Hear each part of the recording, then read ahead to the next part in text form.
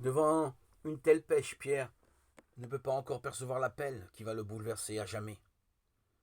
S'éloigner de Dieu, voir le repousser par humilité, est un réflexe immédiat devant l'inconnu de sa présence.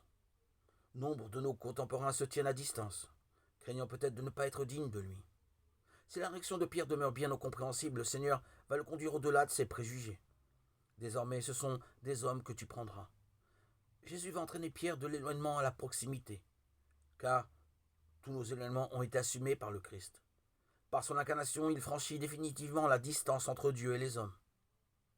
Il ne la fait pas disparaître, mais la transforme en une proximité nouvelle. L'éloignement n'est plus à comprendre comme une fausse humilité ou à rechercher comme une protection face à un Dieu juge et vengeur.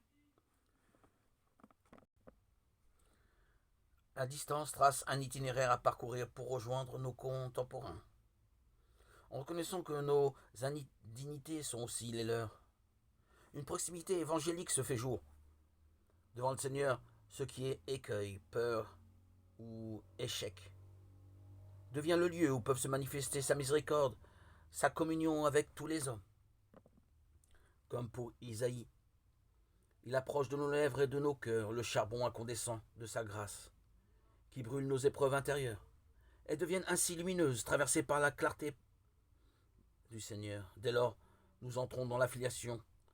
Tel que Paul l'a décrit, il est même apparu à l'avorton que je suis.